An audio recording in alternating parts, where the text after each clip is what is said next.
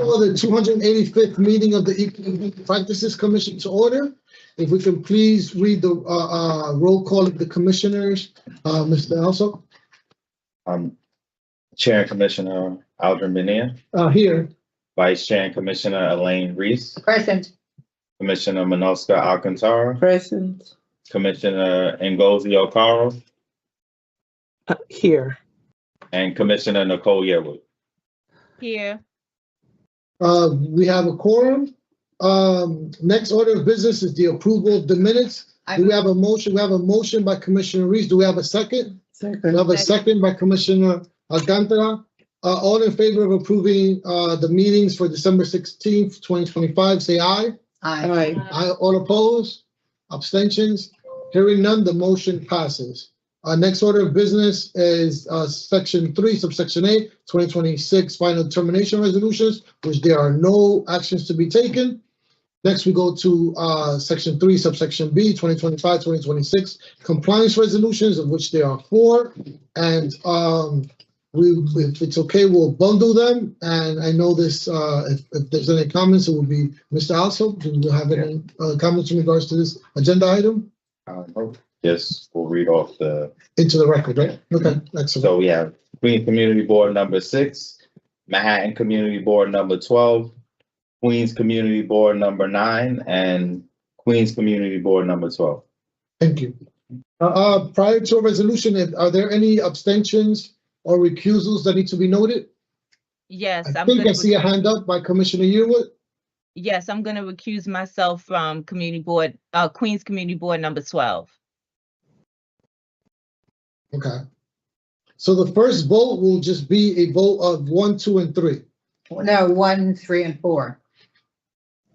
She No, she one, recused 3. herself from Yeah. 4. She One, two, recused three. herself from 2. Manhattan. No, I No, recused no, myself Queens. from 4. Oh, okay, Four. sorry. I'm Okay. mistaken. So do we have a motion to approve resolutions 1 to 3, which is Queens Community Board 6, Manhattan Community Board 12, Queens Community Board 9? We have a motion from Commissioner Alcantara. We I have a second. second, Commissioner Reese. All in favor, say aye. Aye. All opposed? Abstentions? Hearing none, the motion passes. Then we have can we have a motion to approve a resolution, Queens Community Board 12? We have a motion to approve by Commissioner Reese. We have a second by Commissioner Alcantara. All in favor, say aye. Aye. Aye. Opposed? Abstentions? Recusal, 1, Commissioner Yearwood. Right. Next order of business, we have none, which would have been Section C, 2026 Final Determinations and Compliance Resolution. We move on to Section 4, Old Business, Subsection A, Audit Standards Update. And that would be also. Yeah, so we did provide the commissioners an updated version of the standard based on feedback that we received. And we were just waiting to see if you had any additional comments, questions, edits, etc. Can I move that we accept them? Before that, is there any discussion, any feedback? I just had a question as to what does PEEOP stands for? Okay. It didn't say principal EO professional. Yes. Okay. Yeah, Thank you. That was my only question. It's right there the first time I had the same problem. I like the P. I see how you incorporated out of the feedback, right? Yeah. In terms of, can you walk me through a little bit of point number 16?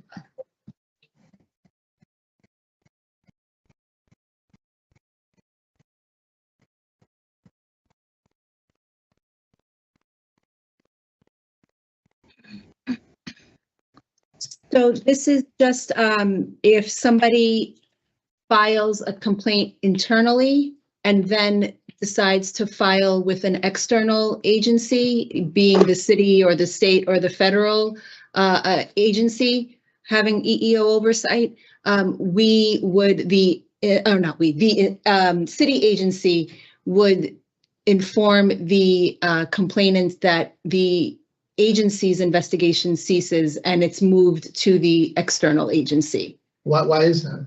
That's just What it is. That's what it is. It's the policy. It's law. It's DCAS policy. I don't know where It's it's practice. it's There's no reason to duplicate it. they have the authority to do the investigation, and we wait for their determination. And that's binding?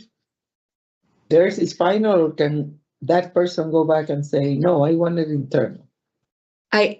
It was handled, it's handled by the external agency. And But if they disagree with their determination, can they? No, but if I go and complain Yeah, to the state, yes. and I complain to the city, I go to the state's gonna preempt the investigation, and that's all that we're talking about. If I've determined that I don't think that you are gonna do it, then I go and I use the state and I use the feds, I just continue my complaint. No, but it's the opposite. If I do both, and then the state finds a determination that I'm not happy with, can I go back and say, I want my agency to review? No. No? Okay. Closed. And so if But you've done that by seeking the jurisdiction of the others. I mean, you started down that road. You may not have known about the preemption. We might want to maybe that's what's missing. And that what's needed here is that as part of it, that the complainant is notified if they complain elsewhere, that complaint we will be preempted. that would be another audit standard. That would be in the audit standard, That the should be notice. understand it. Or not another audit, but it will be language for another. Like if there's a notice of complaint, or when they're advised as to their complaint, is there a language there that talks about preemption if they decide to move forward with the Yeah. New York City Commission of Human Rights, for example? Maybe that's the notice, because because Mineska's right. I might believe that I can come back and complain to you. If I'm searching for the right place to bring my complaint so I will win, I should be told that if I'm doing that, I will be precluded from using Understood. the city. I think as long as it's somewhere that we can point to, we couldn't be the ones to hold an agency to that audit standard if it's not somewhere else, if that makes sense. But you say if it's DCAS practice, Then we could, yes, as long as we can tie it to something, tie it to DCAS Mhm. practice. right? And in terms of, I know I had a concern before about reasonable accommodation and agencies claiming undue burden. Yes.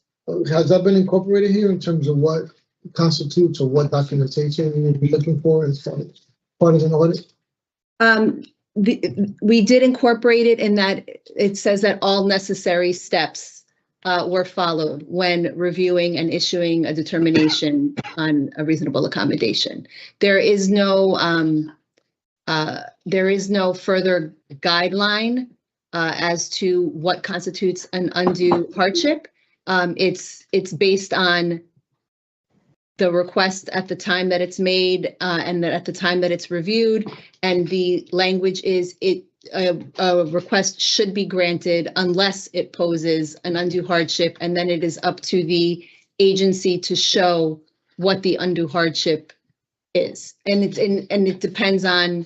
Well, that's what I like to audit against, the agency showing in some form, sentence, two sentences, what the undue hardship is. And that is part of the standard, because that's part of the steps that's when you're responding to a request, that is one of the things to identify that it's being implemented or denied, and based on the undue hardship of it's in the steps, if that makes sense. It's in the steps that are being evaluated. Like, will we have a data point for that?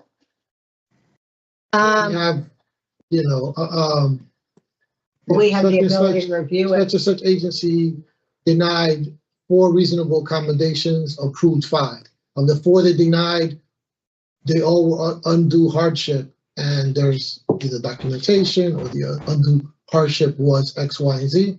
Right, so that's the instance where we can use those specific, those are the specific files that we can request during the audit. If we'll get a log of requests, implementations, and denials. And if we see denials, we can say, can we look at those files and do our review to make sure that everything that's in there is supposed to be that everything that is supposed to be in there is in there. I just want to extend that you can have more content and context around undue hardship, because I get a sense that a lot of reasonable combinations that are denied, and this is anecdotal, right, which is why we want to serve as more than anecdotal, is around undue hardship. So undue hardship, just basically your supervisor saying, sorry, you cannot be out because I need you here in the office. It's causing undue hardship. Like that circular, it's undue hardship because we're causing undue hardship. Is there a greater degree of evidence or rationale that needs to be? So it wouldn't be the supervisor denying the undue hardship. It would be whoever the EEO, the person in the EEO, whether it's the EEO officer or someone who has been designated to review reasonable accommodation requests. They may speak to the supervisor to learn about the job, the title, the requirements, but ultimately it's not the supervisor making the determination. It's whoever is in charge of the reasonable accommodation process, whoever that coordinator is. I understand, but in reality, whoever that EEO coordinator is, who might be very much rungs below the supervisors of the people that they're reviewing the reasonable accommodation for, is going to be deferring and deferential to what the supervisor or others say around how the reasonable accommodation needs to be decided upon.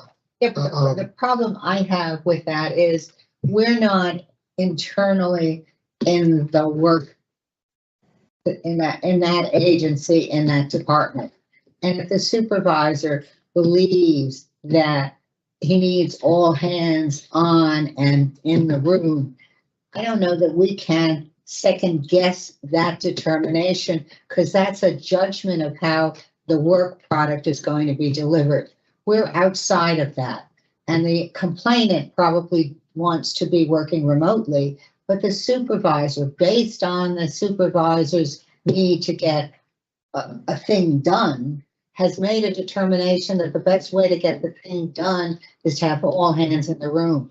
Hard for us to second guess that. I don't know. I mean, but I'm more concerned about the documentation, or at least some wording of the thing done, other than just saying undue hardship. But Because you're going undue to get hardship- the undue hardship that I need to have the person not working remotely. I don't know that you get anything more than that, because he's not.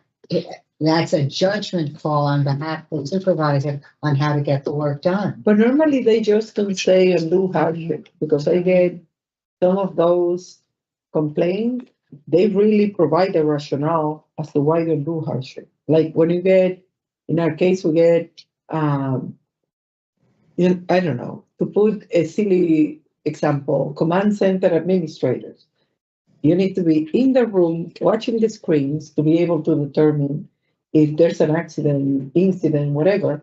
So when you request that you want to work from home, right, that's an undue hardship, because we need 3 operators, because we have so many data that shows that the server, That's what. all that is written in Yeah, the. but that's the kind of audit that I would want to know, that it has been substantively written. Okay. Rather than just undue hardship. Okay. The But opposite. that's part of the analysis. That's part of this whole process that is you're supposed to have all the steps documented. We met with the person requesting, we met with the supervisor to understand, we reviewed the job posting. Oftentimes, to your point, it might be in the job posting that, the way that a job posting might read, you have to be able to lift 20 pounds in order to, that's an essential function of the job. Yeah. So that's part of the process that we would be looking at when we're looking at specific case files, to make sure that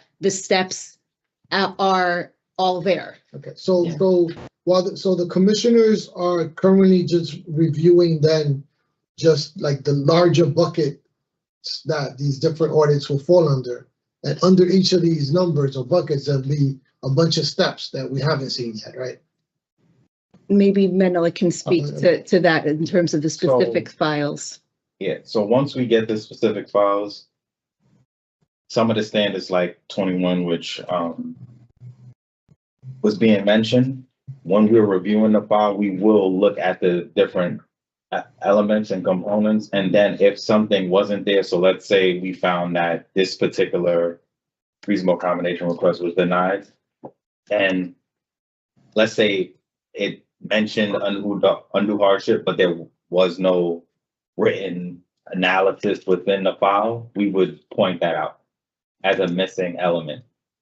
So we'll more so look at the fact whether or not they did it, not necessarily the analysis itself, because as Commissioner Reese mentioned, because agencies have certain knowledge about the specifics of certain titles, et cetera, we wouldn't be able to say, well, that wasn't thorough enough. So we're more so looking to see that one was done at least.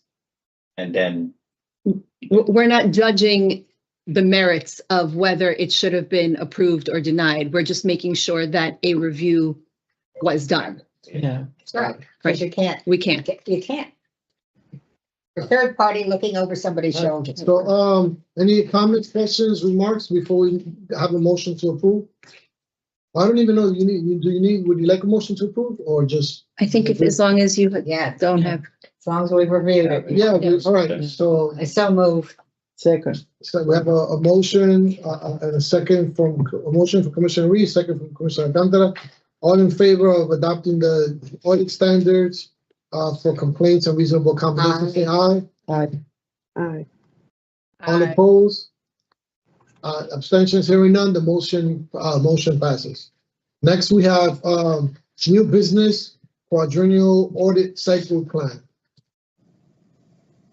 so this was brought up last week that for the current quadrennial, we will more or less mirror the prior 4-year cycle, as we didn't have any agencies that had to be re-audited, so it wouldn't impact the time frame on what's scheduled in each year. Also, you mentioned that we would incorporate a few newer agencies and they would be closer toward the end of the cycle. But other than that, we would just have you all approve It just dawned on me. Do we have a way of introducing ourselves to the new agencies? I believe we do have a template for like a welcome info letter that we've used in the past. Can I make a suggestion that you try to do it in person? That you try to schedule a meeting and try to explain in person to the new commissioner. It's an opportunity to sell what we do to someone who has no information about us. well, but we also do it, the information sessions prior to the audit being done. Is that, say it again? Not say yes, we also do Yeah. that as well. So you So go in and meet in person. it's a, Teams meeting with, yeah. The executive director would meet with the, agency head, and you would Okay. meet with the PEOP. Fine. Okay. Any other comments on this section? And that kind of ties with B2. New agency, Yeah. right? You go to new agencies. So as we mentioned before, there were a few newer agencies. They do have separate programs, they're in separate EEO offices, so we would add them to the overall cycle toward the end. And then there was maybe 1 or 2 new agencies created as of the beginning of the year. So we were going to look into see if we would need to add those as well. But any of those additions would come later in the cycle. So like the new agency, like the mayor's office of mass engagement, was one we were looking the at. commissioner of racial equity, maybe one that wasn't, Yeah. but then are there any commissions or offices that have been discontinued or? As of right now, I don't think any of the ones that would impact us. So some of the agencies for like the mass engagement were taken from different areas and combined, but I don't think from when we looked at it, it would impact any of the separate ones that we ordered right now. Got it. And if anything comes up, once again, we will note it and, update the cycle accordingly. I know, Commissioner Yearwood, do you know of any agencies that have been, like removed or that no longer exist? No, right? It's No, just- but just I no was agent. gonna say the mass engagement, as Menelik was saying, it's like a compilation of about 4. Like I know it encompasses like the civic engagement. Is it also CAU? Yes, I believe, yeah, Right. community And affairs then unit. right, and then So is that I know- something, so is that an agency we would not audit then? Or, Previously, I don't know, I think Go that's ahead, a. go ahead. okay, I was going, with, Civic Engagement Commission, they were within another agency before that we audited, so we didn't do a separate audit because they had an MOU with, I believe, OTI, and then the Community Affairs Unit, they were not one that we did separately. But we will, once again, verify, double check and see if there's any other impacts to it, but as of right now. got it. Next, we have the 2026 meetings calendar. Everybody had an opportunity, I don't see a It's not printout. part of the handout.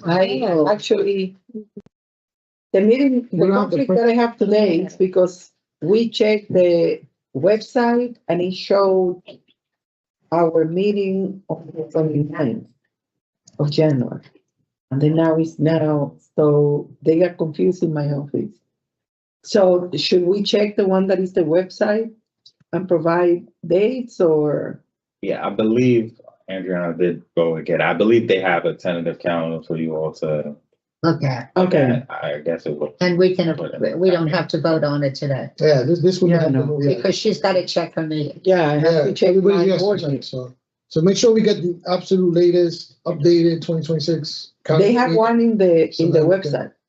So you should check. And if it's not accurate, then we have to Yeah. change both the website. and we Okay. get- Okay. Next, we have, section 6, audit update, subsection A, 2025 audit plan status.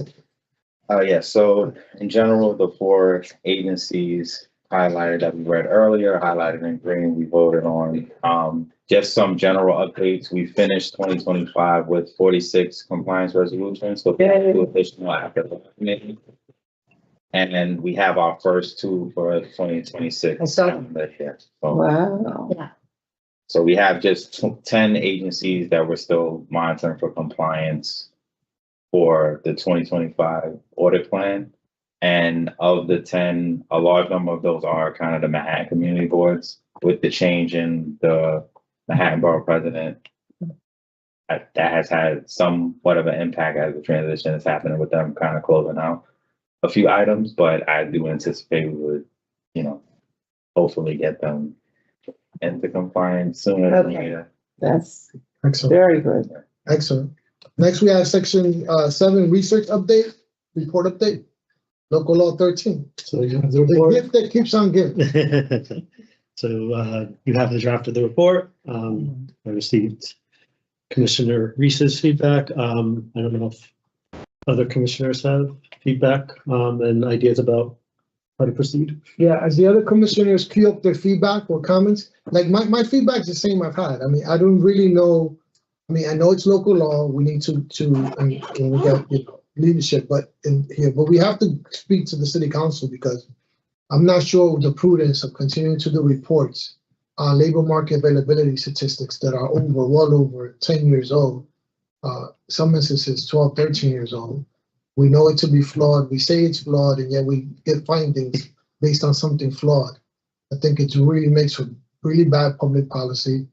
It makes for a conclusions that say essentially abstention leave, like no underutilizations really, Thank you. but for like one or two, groups. And, I don't know if that's something that we should have, that we should research, that we should, submit as a matter of complying with the law. Well, but we can deal with that, it seems to me, in the executive summary of, which is to We do, but say, yet we then produce but you statistics that we. highlight it and say that this report may well be misleading.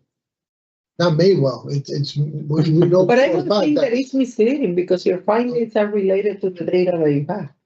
Yeah, data that's over 10 years old. But normally, the reports I've seen, they always use 10 years old. No, not. Like check the census data. The same. Oh, you couldn't know. The You census, look at the last census to. you don't have to. You can use the American Community Surveys. Commissioner Huber would tell you, and you can use at most it'll be 3 years old. For this kind of report, right, signal, for example, it signals as far as underutilization, right, our overall signaling is that out of the 74 agencies or whatever, there's very little underutilization in the city of New York's municipal workforce. But for like two group categories for African Americans, I think one for Asian, and I think 2 categories for women instead. But doesn't it parallel what we know about African American women, that there's been a greater loss of jobs and they're not? No, it doesn't actually. It gives a bright, sunny assessment of just 2 job groups. African American women are good in NYPD, are good in DEP, are good in DCC, are good in sanitation. They're good in the fire department. They're good. So this is what I'm saying. It's really bizarre. Am I the only one that thinks this way? Let me ask a question. When we look at, and I haven't yet looked at the report once more. Have you seen the other 4 reports? You've seen this report, except with each passing time, it gets better. The numbers get better because the number, and you know why it gets better, right? You know why it gets less? I wouldn't say it's getting better.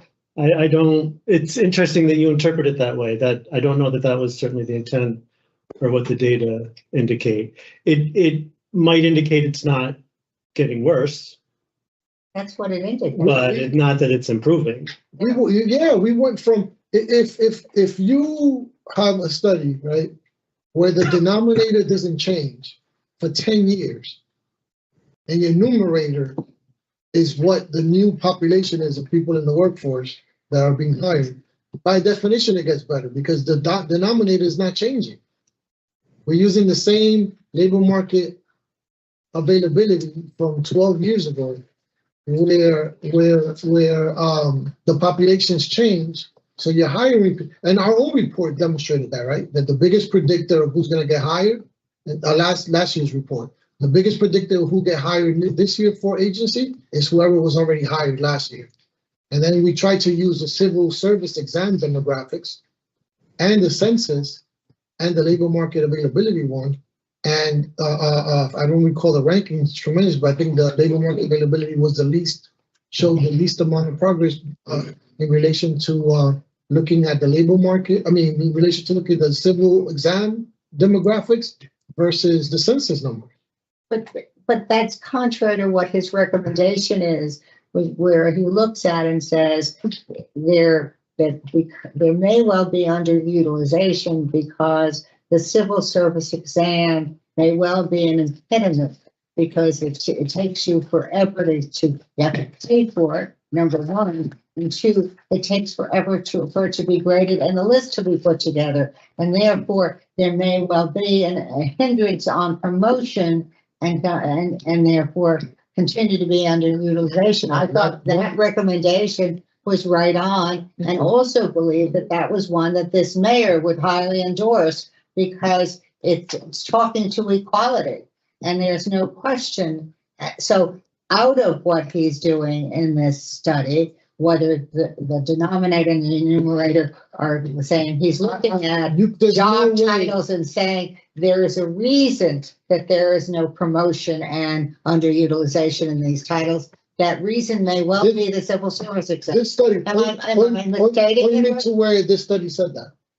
Point me to where they said, what I'm saying is you have specific agencies and specific job groups that you can or cannot establish underutilization for.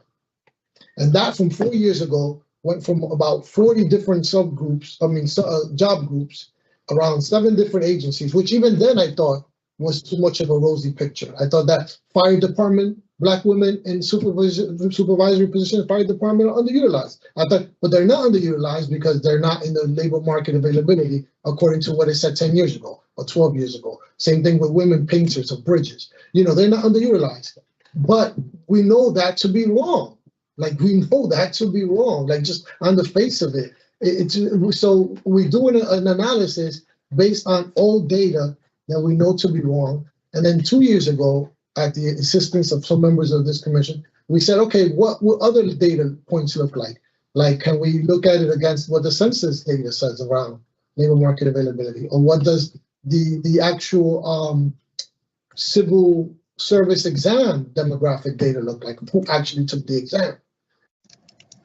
Those were older data points too, because the civil exam list, some of them haven't been updated in 8 years.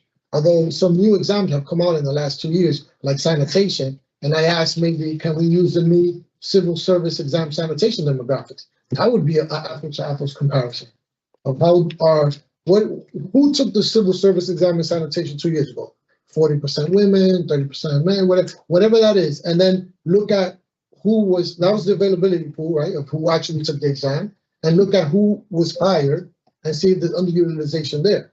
That would be a much more accurate, contemporary look at this. What I've seen in the study is that they will say, based on the latest data availability, cities don't change drastically in 10 years. Sometimes they do, but sometimes they don't. They do. And then, so you normally base your projections on the trends that you saw coming over. Am I mistaken, or So, at least in engineering, that's what I've seen? So I know there's at least 3 economists. Not one scholar would sign on to using 12, 15-year-old Really? in this point. Of course not. For If labor that's all market that's available. I don't know.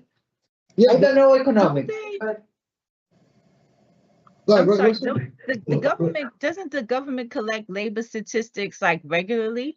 yes, Quarterly. yes. Yes. Well, that's what I thought, right? That's what I thought. Yes, but the process of applying that to the New York City data can be done, but for a variety of reasons is complicated. It's not that we can't do it, but it's not an easy thing. So a lot of points were raised, so let me respond to a couple of them. Since the last time that the city updated the availability estimates, the overall population of the city is a little less Black, about the same Hispanic, and a little more Asian. Right. Each change of a couple of percentage points. That being said, there could very well be more movement within the different job groups that would impact the availability estimates more. And for some of them, we know for a fact that that's true. Like, for example, women in the firefighters group, that's skyrocketed compared to what the city was claiming it should be 13 years ago. My goal when I got hired here was that this report would serve as an encyclopedic report that would more or less look the same every year so that people could track changes over time, and that other reports would come out, like, for example, with the pilot program, to supplement that work. So it's not that I think that it has to be mutually exclusive, that we can't publish this report, we have to do another one. I don't see why we can't do both. Although I do understand your concerns that if people only read this one, the headlines could be misleading given the fact that the data are old. I think that is a valid concern. But there is no reason, if this is the priority that the commission wants to make, that we can in the next year publish a report that looks at some job groups and compares the changes in availability over time to see how off we might be. Also, so in the report, it's hard for me to read it with fresh eyes. But I'm not sure I would have read it with the same interpretation that you did, which doesn't make either one of us right or wrong, but I would not have read it and said that things are getting better. The most optimistic I would have been is that they're not getting worse. That's how I would have interpreted it, but other people might read it and come up with with another, interpretation. But if the concern is that the estimates are that bad, which they are now because they are old, we have started acquiring civil service exam data. We've been getting it now for about 2 years. We'll be getting it again in the summer. We can use that, and we can use the census data to do a more focused analysis of some of the job groups and titles to see if there's been a change or not. And we could pick a wide variety, from social workers to firefighters to sanitation workers to engineers, whatever. And we could do that to supplement it. Obviously, it's up to the commission, but I wouldn't want that to preclude the publication of this report, which statutorily we are required to do by law. So that's. And I'm not sure, going back to the city council and asking them to decide that this law should be void because if they. No, not void. Well, They but then- need to understand that what prohibits the actual analysis that they require is very old dated labor market availability statistics, and until DCAS, and at which point they update it, then we are producing faulty analysis that could conceivably, for example, Not faulty. My guess is. for example, My guess is that no, they know faulty. that. What city agencies, what job groups currently have underutilization? Well, there's a variety, but In this report, in this report, it tends to be more things that are in the craft or the technical fields or the labor fields, and there's extensive underutilization of women. Black individuals are extensively underutilized in things like the police officers, for example, and things like that. And the pattern is more or less the same as it's been the previous few years. Which is why the recommendation dealing with the civil service exam is so timely, because there is 2 things that the civil service exam produce. One is, because of the cost of taking those tests, people who are in a lower economic rank probably can't justify it, given that the delay, DCAS is part of the delay. That's absolutely DCAS correct. a year to 2 years to finally grade those things and put the list together. And if it's going to cost me $100 or $150 to take the exam, and then I still have to wait 2 years to see whether I'm number 40 or 50 on the exam, and therefore have no chance of being appointed, That's why absolutely should I correct. do it? We mentioned that in about 3 or 4 different studies beforehand. That's absolutely correct. You have thousands of people paying fees for something that they have a very little chance of getting. And But Even so we- it's recommendation, but we now But that have a new doesn't- mayor.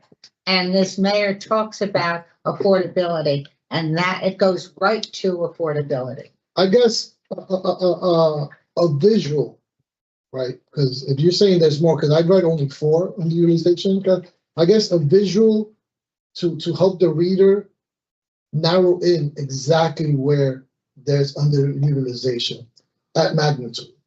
So, where not only their underutilization, but that it's affecting numbers, right? I think African Americans, Blacks were underutilized in a total number, I think I saw by 900 positions. But like, where are those underutilization positions?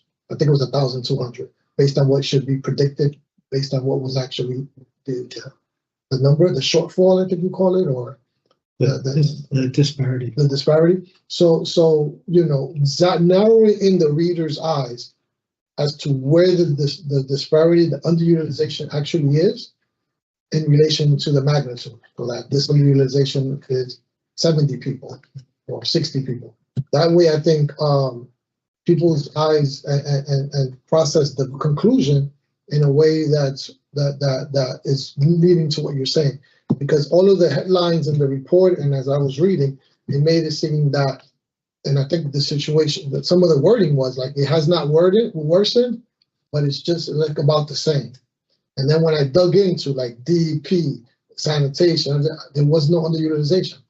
That's just like, it's interocular trauma. It hits the New York City residents and people who know New York City right between the eyes. It's just like, we're producing something that, and that's because the data is just so old. I mean, the labor market availability, New York City is much different than it was in 2012, 2014, 2016, when much of that data is from. And a lot can change in 10 years. A lot can change. I know, but if you don't have, in this study, similar to what Russell is saying, these studies are supposed to be done every certain number of years, so you get to see the trends as to how things are changing. You do, except like I said, if you have this and this is changing and this is not, you have the same data here for 12 years out. You're Every getting 10 the same. years, you will see the change. But the issue is. No. that The thing is that this bottom number of labor market availability is not changing. We're plugging in the same number that we plugged in for the last 6 years, and we're plugging, because that's the only number we have. They're outdated. But that's what I mean. The numbers, we can only work with the numbers available in the market. We cannot do the studies ourselves. We cannot produce the data yourself. So the thing that I've seen in other studies is, if these people produce the data 10 years ago, let me see what the census was 10 years ago. So No, we did that 2 years ago, and we But that's saw what I that mean. that's the census data, and the biggest predictor was the current workforce demographic. But the census data and the labor market availability data from the Census Bureau and the civil service exams tended to be better predictors of the labor force than the labor market availability. Isn't that what the study showed 2 years ago? I have a proposal. Good. We cannot cure. Hold on a second. Isn't that what the study showed 2 years ago? That there might have been, so you're talking about the report that had been started before I came on board and then was revised. So now we're talking, that was actually 3 or 4 years ago now. So I don't remember the final version of the report hypothesizing what was the best predictor of who got hired. Like, it did compare what the census would have said the labor market should have been compared to the civil service exams and compared to who passed the exams, and it did all of that. But there was no model to predict it.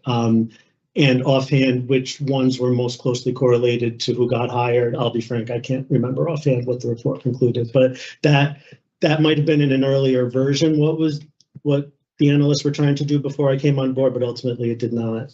That really didn't make it as strongly in the report. Okay, I have a suggestion.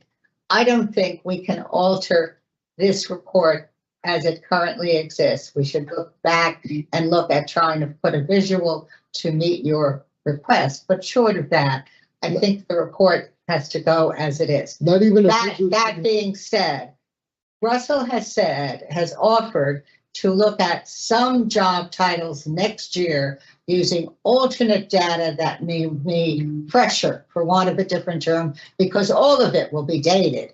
All of it will be old. It just is less old than the current data, and to try to see whether or not, with probably looking at the job titles that we know should have changed, like women within the fire department, and see whether something else is a better predictor or a better illustration of what is actually happening. Short of that, I don't think any further discussion today will get us anywhere. And for that, I would move that we go on to the next topic, if that's all right with you. Well, it's not all right, because this is several years now where we're producing the same report with starting off in the first 2 or 3 sentences saying how bad the data is. So no, that's not right for any scholar, any researcher, any commission to sign off on. Not at this point, not after so many years of doing the same thing. So, But we can't create new data. no, we cannot create new data, but we can be honest about the limitations of the current data and then show other types of analyses that get to underutilization, either at a deeper dive for some agencies and not just a broad sweep of the whole city, to do something that will be useful to policymakers and something that will be useful to, making the workforce more equitable. So I'm not right by delivering just another report with data that we know is faulty. I mean, and faulty The is like. data is not faulty. Data is outdated. Okay. Outdated. Its use is faulty for an analysis of such. No, The it's data no, is maybe outdated. misleading. Maybe misleading. We don't know whether it's misleading or not. It's not misleading. All right, but we'll I know it's due February 15th. Yes. So we'll have some correspondence on email before then, but it will not be submitted by. Do you 15th mind, of February, but Sending the prior report and this report again together so we can look at it in the lens of what the, yeah, so you maybe we could create understand? a table of the different. so we can compare, Utilization. because I'm not gonna find the old one. I have this one, the old one, forget. So I guess some things dropped out of underutilization, some Let me- things dropped into it. Some, there's To removed. track it like that would require more time than we have between now and that could be done, but it's not that easy. Because you're talking about, 4 demographic groups covering hundreds of job groups. If you want us to create a graphic that will track all of those changes, that's not something that can be done in a day. I would focus on the main takeaways. I would focus on the ones that. I respectfully submit that the current report has headlines in boldface. It has a 2-page executive summary. I am happy and will try to create additional visuals and certainly can look at the work and how the headlines were framed. So I definitely think, and if you're looking for something that certainly better highlights what the top level finding is, we definitely can work on that. So we'll come up with some proposals for that to try to change it. But there is a 2-page executive summary. There is a conclusion that's 2 pages. I can't make it any shorter than that, or if I start to go down the path that you're talking about, then it's going to become another 15 A new pages. report. Yeah. So I'm just concerned about. Deadline? Well, look, I'll be perfectly frank. We haven't met the deadline even since I've come on board. Not on our end. And deadlines, if you're submitting something that's not, I would argue reflective of what the current underutilization scenario is. And I know it's not reflective because the labor market availability numbers we're using are 12, 13, whatever years old. I mean, the last report, we used pretty strong language about using that data. Can we look at it again and then email a responsive email? I'm concerned that it's 11:05 and I need to go. Yeah, that's, all right. Next, can we have a motion to adjourn public session for the purposes of going into executive session? We have a motion by Commissioner Reese, we have a second by Commissioner Alcantara. All in favor, say aye. Aye. Aye, opposed? Excuse me, Commissioner O'Carroll had a question regarding the item we were discussing. Okay, I didn't see the question. Oh, I was raising my hand. Is it in the chat room or? No, I was raising my hand and I asked to ask. a question. Nkosi, are you there? And goes. Yes. We can't hear you. We can hear you. I can hear you, Ngozi. What's your question? I'll ask it. Thank you. Russell had said in the beginning that there Why are do we other have so many ways issues with them? of getting. She your said data. Russell said that there was what she's saying is Russell said in the beginning there was an issue updating the data. And there are other ways of getting it, but it's more difficult. She said, and there are other ways of more getting it, but it's more difficult. Right. And so then can the staff right now think about a plan to get fresher data for next year so we're not going through the same thing next year? Can the staff come up with a plan to get fresh data for next year's report so we aren't doing this again next year? Good question. Short answer, yes. How comprehensive and conclusive it would be is to be determined. But yes, if the priority is to predict or to try to measure how the labor market has changed, we can do something 100%. Exactly what shape it will take and what job groups it'll cover and how comprehensive it will be is to be determined, but we can absolutely do something. And this is something DCAS, right? That's, it's supposed Well, to. no, so what we would do, DCAS is going to update their availability estimates how they want to. And the last that we were in conversations with them about this, and at the time that we talked to them, they weren't even sure what they were going to do yet. What we would do is we would take data from the community survey, from the civil service exams, and exactly which job groups and titles we would look at will depend. But we will then come up with alternate availability estimates for at least some titles and some job groups. We might even measure them in 2 or 3 different ways to compare what they would look like if you chose option A versus option B versus option C. Now, I would propose and request that that not be a replacement to this report as it currently stands moving forward, but we can do both and we can even integrate them in a way. That would be my request. I don't think the two have to be mutually exclusive. Negotiate, is that a sufficient answer? Thank you. Later on, not for now, but I was wondering, I would wonder why you wouldn't want to replace one with the other. No, but that we will do with that. Okay. So now we're going to, Commissioner Goldie, Commissioner, you have a link for an executive session. Right? You have a link for an executive session. We're gonna exit this session and then you can log on to the executive section, session link. Did the, Can We, did the vote to adjourn go make sure through? that we are able to listen to. Mhm. Engrossing? Did we Yeah. vote on the motion to adjourn? Yeah, Did we did did that go already. through? Okay. We're not adjourning, we're just going to executive session. Yeah, we made a motion to leave